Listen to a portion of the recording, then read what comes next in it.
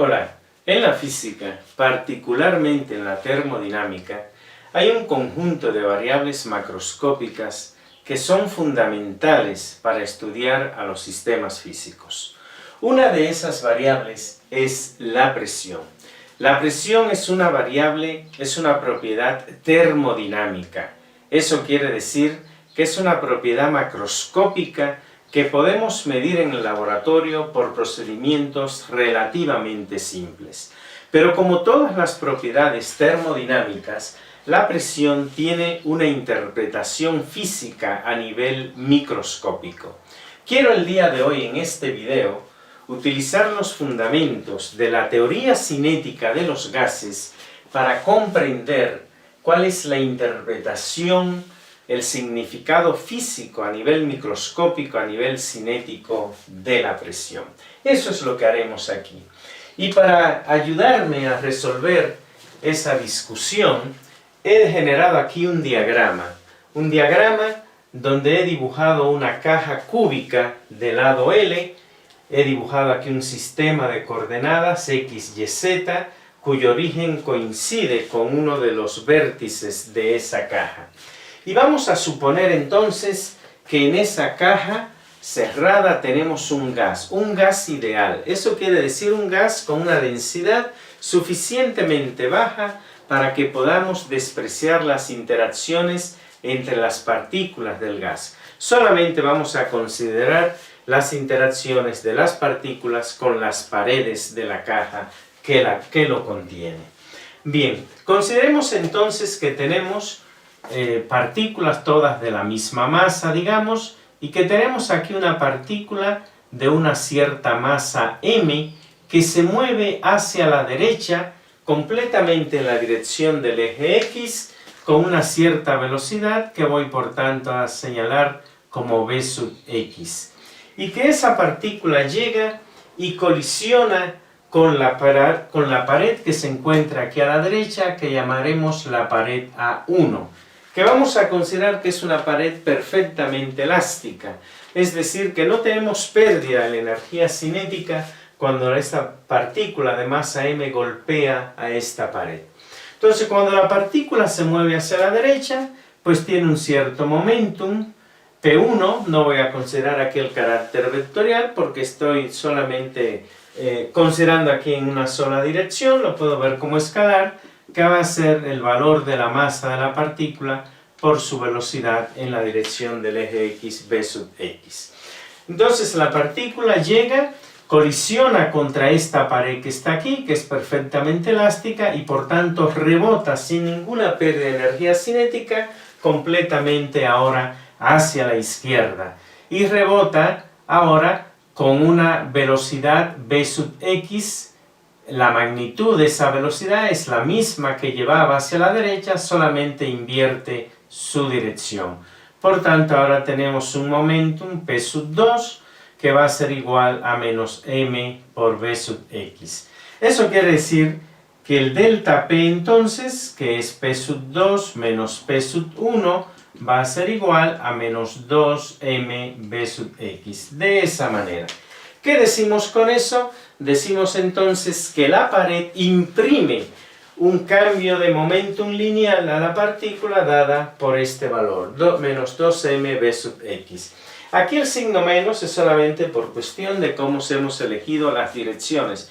No nos interesa el signo aquí para fines del cálculo, así que de manera general podemos decir que hay un cambio de momentum de 2mv sub x. Voy a despreciar, reitero, el signo menos. No nos interesa aquí para fines del cálculo. Decimos, reitero, entonces, que la partícula imprime a la pared un cierto impulso y que la pared va a imprimir a la partícula un cambio de momentum de 2mv sub x. Ahora bien, por otro lado, de la física clásica nosotros sabemos que el cambio de momentum lineal o de cantidad de movimiento, de ímpetu, como se le conoce a esa cantidad, es igual al impulso. Es decir, el impulso que se define como la fuerza por delta t es justamente igual a delta p. Ese es un conocimiento básico, digamos, que tenemos de mecánica. donde esta fuerza es la fuerza de interacción, en este caso de la partícula con la pared, y delta t es el tiempo que tarda, que dura esa interacción. Ahora, nosotros no tenemos aquí una manera de cuantificar el tiempo de interacción de la partícula con la pared. Para poder introducir una escala de tiempo aquí en este problema, lo que voy a hacer es lo siguiente. Voy a considerar el tiempo entre dos colisiones sucesivas de la partícula con la pared A1. Fíjate, lo que haré es lo siguiente. Vamos a suponer que esta partícula de masa m llega y colisiona con la pared A1. Rebota elásticamente en esa pared, se dirige en la dirección menos x hasta la pared A2. Rebota en la pared A2, que es también perfectamente elástica, y regresa a la pared A1. Ese tiempo que tarda desde que rebota aquí, que recorre la distancia L a una velocidad Vx, y regresa hasta acá a la misma velocidad, es el tiempo que voy a introducir como escala de tiempo en este problema. O sea, el tiempo entre dos colisiones sucesivas con la pared A1. ¿Quién es ese delta t? Pues ese tiempo es la distancia total viajada, la partícula rebota aquí, recorre una distancia L, regresa hasta aquí, entonces hay recorrido una distancia 2L, entre el valor de la velocidad, que es v sub x.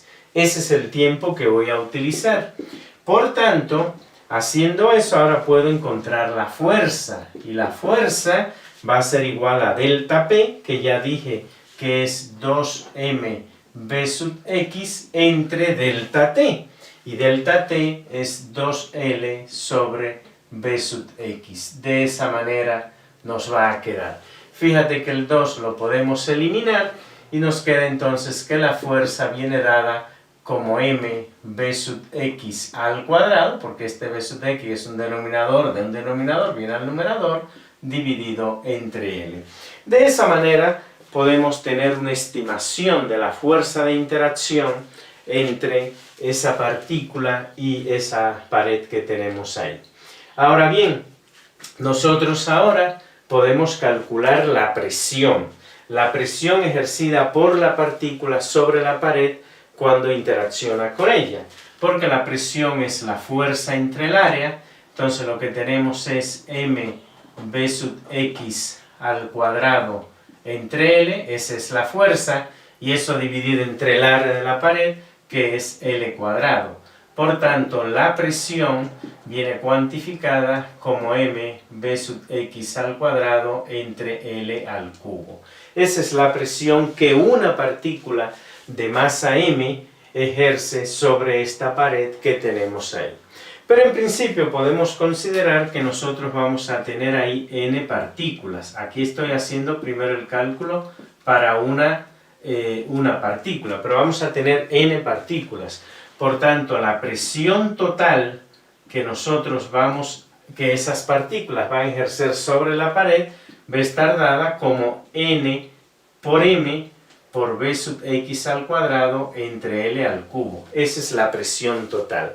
Pero fíjate que esta n por m, pues eso que tenemos ahí, eso lo que me da es una cierta masa total, que es la masa de todas las partículas que nosotros tenemos dentro de la caja, entre L al cubo, que es un volumen, eso es densidad. Podemos entonces decir que la presión viene dada como la densidad por Vx al cuadrado. De esa manera vamos a tener. Ahora, en el análisis de este problema, yo estoy considerando que las partículas se mueven solamente en la dirección X. Bueno, eso no tiene que ser así. No hay nada que me restrinja a que las partículas no se muevan en la dirección Y o en la dirección Z.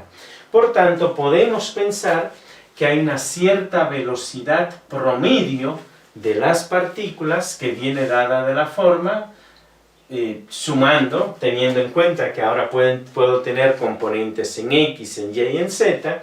Entonces el cuadrado de la velocidad promedio pues es la Vx al cuadrado más la Vy al cuadrado más la Vz al cuadrado, de esa manera. Y suponiendo que es un problema completamente que guarda simetría, isotropía y todo lo demás, En principio uno puede pensar que estas componentes son esencialmente iguales. O sea que bx al cuadrado es igual a by al cuadrado igual a bz al cuadrado. Por tanto, cada una de estas componentes la puedo ver como un tercio de la velocidad promedio al cuadrado. Es decir, que podemos plantear, sin alguna pérdida de generalidad, que bx al cuadrado es aproximadamente igual a un tercio de la velocidad promedio al cuadrado. Por tanto, la presión entonces me queda como un tercio de la densidad por la velocidad promedio al cuadrado. Y ese es el valor de la presión que ejercerían el gas que está aquí dentro de esta caja, un gas ideal, donde estamos despreciando las colisiones entre las propias partículas, solamente tomando en cuenta las colisiones de las partículas con la pared. La presión es igual a un tercio de la densidad por la velocidad promedio al cuadrado. Es decir, la presión, que es una variable termodinámica, una variable macroscópica, en sí el significado físico es que nos da una medida de la interacción de las colisiones, del impulso que las partículas proporcionan a las paredes del recipiente cuando colisionan con él. Eso es lo que da la presión, una medida de las colisiones de las partículas con las paredes del recipiente. Depende claramente de la densidad, porque mayor densidad, mayor partículas interaccionando con las paredes, y depende claramente, de manera importante, de la velocidad promedio de las partículas, porque a mayor velocidad, mayor es el impulso que las partículas proporcionan a las paredes del recipiente. Este cálculo entonces, basado en los fundamentos de la teoría cinética, nos da una interpretación microscópica de esa variable tan importante en la física que es la presión. Reitero, la presión físicamente a nivel microscópico la interpretamos como una medida de las colisiones de las partículas con las paredes del recipiente que lo contiene. Espero pues que esta deducción que te he presentado aquí te permita justamente este conocimiento, esta interpretación cinética de la presión. Ojalá te haya parecido interesante el video.